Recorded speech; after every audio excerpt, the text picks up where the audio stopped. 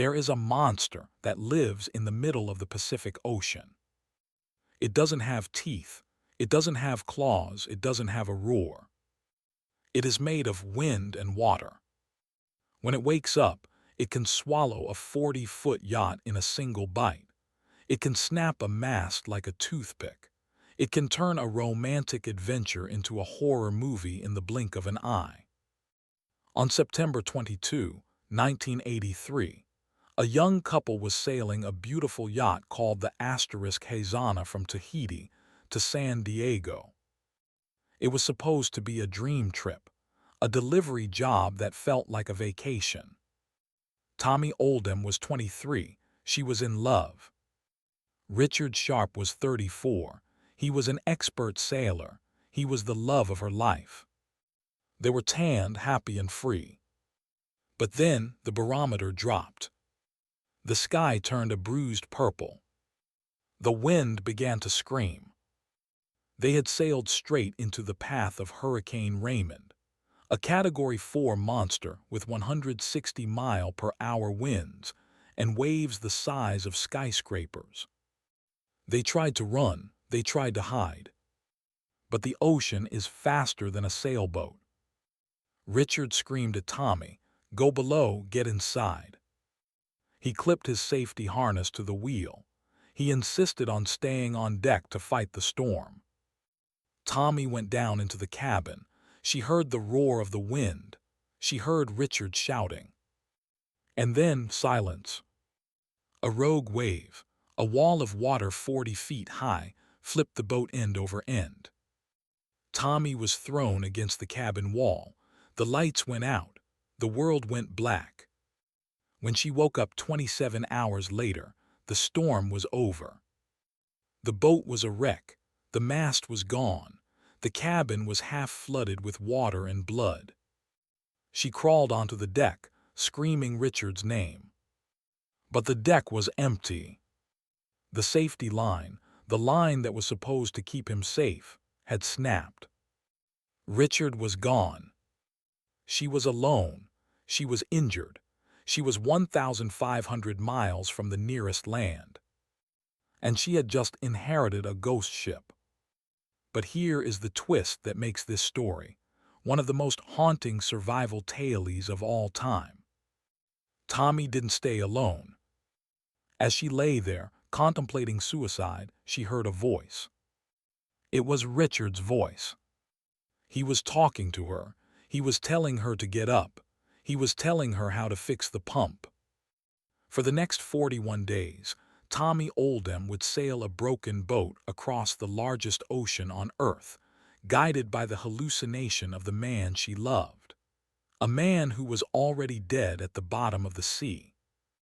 If you are fascinated by the power of the human mind to protect us from grief, if you want to know what it takes to survive when your heart is broken but your body refuses to quit, please hit that subscribe * button right now.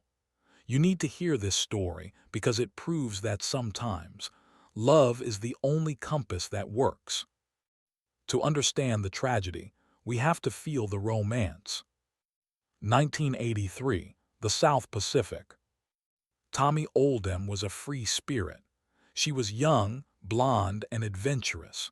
She had left her home in San Diego to travel the world. She met Richard Sharp in Tahiti. Richard was British. He was older, calmer, and an incredibly skilled sailor. He had built his own boat. He respected the ocean. They fell in love hard and fast. They spent months sailing the islands. It was a life of sunsets, swimming, and freedom. Then they got a job offer. A wealthy family needed their 44-foot yacht, the Hazana, delivered from Tahiti to San Diego. It was a long trip, 4,000 miles, but the pay was good and the boat was luxurious. Richard and Tami said yes. They stocked the boat with food. They planned their route. They set sail in late September. For the first few weeks it was paradise. They took turns at the wheel. They watched the stars. They talked about their future. They didn't know that a weather system was forming off the coast of Baja that would destroy everything. October 11, 1983. The weather changed abruptly. The wind picked up, the waves grew choppy. Richard checked the radio, he checked the charts. He realized a hurricane was forming, Hurricane Raymond. But hurricanes in that part of the Pacific usually move west. Richard calculated they could stay south of it. But Hurricane Raymond didn't follow the rules. It stalled and then it turned. It was heading straight for them. By October 12, they were in the red zone. The waves were 50 feet high. Imagine a 5-story building made of water crashing down on you every 30 seconds.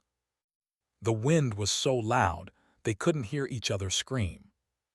The Hazana was a sturdy boat, but no boat is built for this.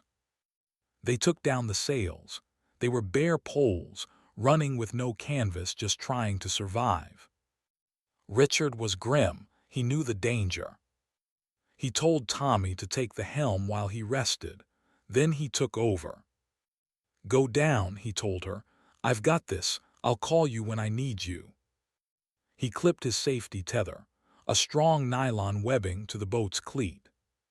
He stood at the wheel, fighting the ocean. Tami went below. She lay on her bunk, listening to the hull groan. Then it happened. Tami heard a sound like an explosion.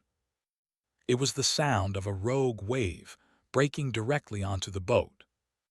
The Hazana didn't just roll, it pitchpoled. That means the boat flipped end over end, stern over bow. It is the most violent motion a boat can endure. Tami was thrown from her bunk. She hit her head against the bulkhead. She was knocked unconscious instantly. While she was asleep in the dark, the boat righted itself because of its weighted keel. But the damage was catastrophic. The masts were snapped off. The rigging was a tangled mess of steel cables dragging in the water. The windows were smashed. And on deck, the force of the flip had ripped the safety cleat right out of the fiberglass. Richard Sharp was dragged into the boiling white foam. He didn't stand a chance. He drowned in the middle of the storm while Tami lay unconscious just a few feet away. Tami woke up 27 hours later. The storm had passed. The ocean was calm, rolling with large, lazy swells. She was confused. Her head was throbbing. She was covered in something sticky. Blood. She had a massive gash on her head. The cabin looked like a war zone. Food, books, and gear were floating in waist-deep water. Her first thought was Richard. She scrambled up the companionway stairs. "Richard." She looked at the wheel. Empty. She looked at the safety line. It was dangling overboard, the end frayed and broken. The realization hit her like a physical blow. She fell to her knees. She screamed. She scanned the horizon, miles of empty blue water. He was gone. She was 23 years old. She was bleeding from a head wound. Her boat was wrecked. Her radio was dead. Her engine wouldn't start. And the nearest land, Hawaii, was 1,500 miles away. Despair is a heavy thing. Tami looked at the rifle they kept on board for shark protection. She thought about putting it in her mouth. She thought, why fight? I'm going to die anyway. I might as well join him. She sat there holding the gun, crying until she was dry. And then she heard him. "Tami." She looked up. She didn't see him, but she heard him inside her head, clear as a bell. Tami put the gun down. "Tami, check the pumps. Tami, get some food." Psychologists call this an inner voice or a survival hallucination. It is a defense mechanism. Her brain, unable to process the grief and the danger simultaneously, split into two. One part was the grieving girl. The other part took the form of Richard, the expert sailor, to tell her how to survive. Tami obeyed the voice. She put the gun down. She started to work. She pumped the water out of the cabin. She found the medical kit. She looked at her head wound in the mirror. It was deep. She couldn't stitch it herself, so she butterfly bandaged it together. She took stock of her supplies. Most of the water tanks were smashed. She had a few gallons left. The food was wet, but the canned goods were okay. Peanut butter, sardines, fruit cocktail. The boat was a floating wreck. It couldn't sail without a mast. The voice of Richard spoke again. Rig a sail, Tami. She looked at the spinnaker pole, a smaller pole used for the front sail. It was still attached. She dragged a small storm sail onto the deck. She lashed it to the pole. It was a tiny, pathetic triangle of canvas. But when the wind caught it, the Hazana moved. It moved slowly, maybe 2 knots. But it was moving. Now she needed to know where to go. The GPS was dead. The electronic navigation was dead. She had to use a sextant. A sextant is an old-school tool. You look at the sun and the horizon, measure the angle, and do complex math to find your latitude. Tami knew the theory, but she had never done it alone. Every day at noon, she stood on the heaving deck trying to shoot the sun.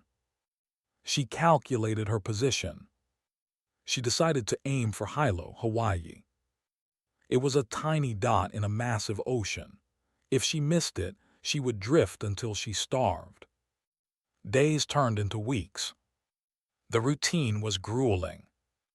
Wake up, pump the water out of the boat the hull was leaking, check the sail, calculate the position, eat a spoonful of peanut butter, and talk to Richard. The hallucination became her reality. She would sit in the cockpit and have long conversations with him. She would ask him, "Do you think we're going to make it?" And the voice would say, "Just keep the course, Tami. You're doing great." It kept her from going insane. It kept the loneliness at bay. But the physical toll was immense. She was losing weight. She was covered in salt sores. She couldn't sleep for more than 20 minutes at a time because she had to check the horizon for ships. And there were asterisk ships. 2 times she saw massive cargo ships on the horizon. She lit flares. She waved a red cloth. But the waves were too high. The ships were too far away. They steamed past her, oblivious to the dying girl on the broken yacht.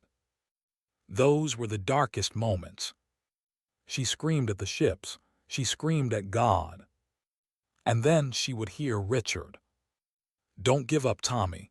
Hawaii is there, keep going." Day 40. Tami was nearing the end of her endurance.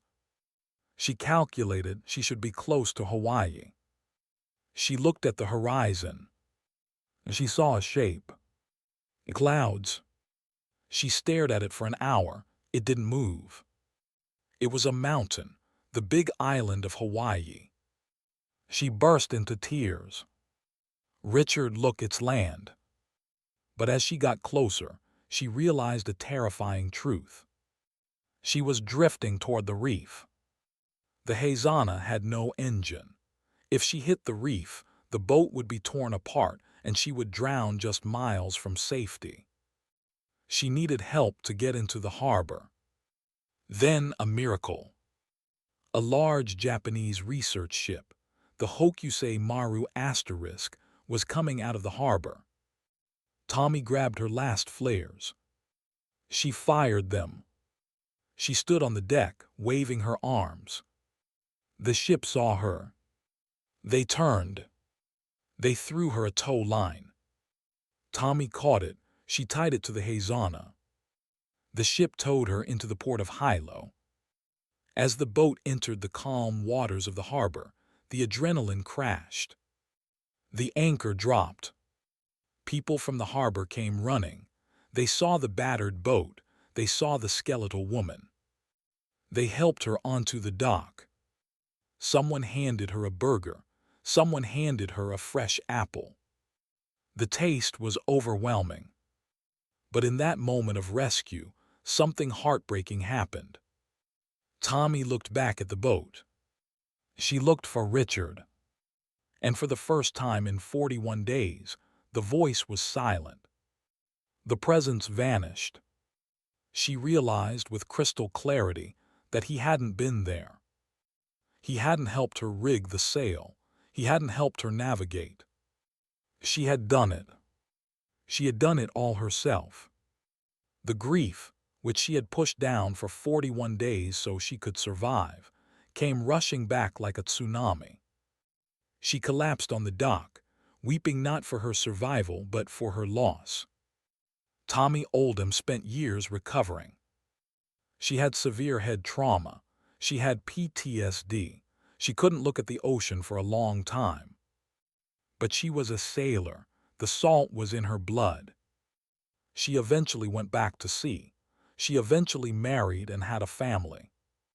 She wrote a book called *Red Sky in Mourning*, which was later made into the movie *Adrift.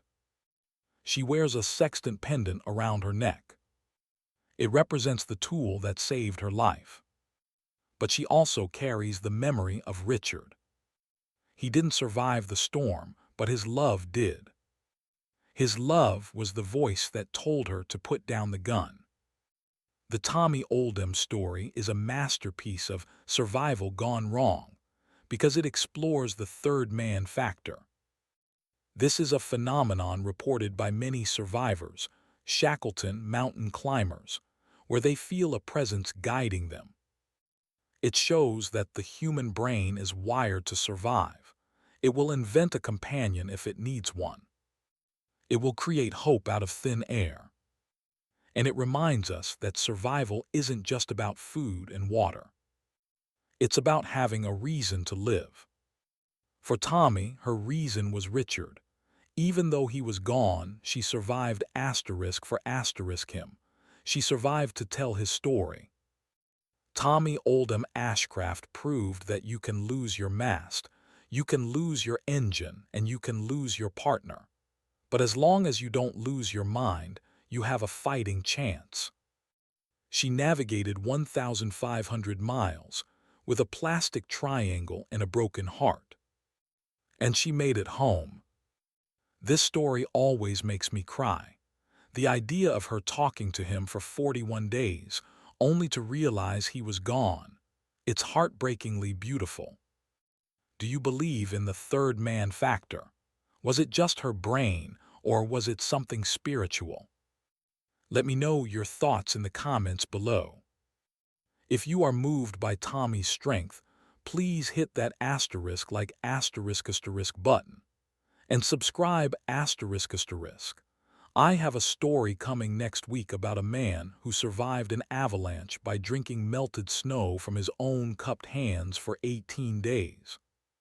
Stay safe, watch the weather, and trust your inner voice.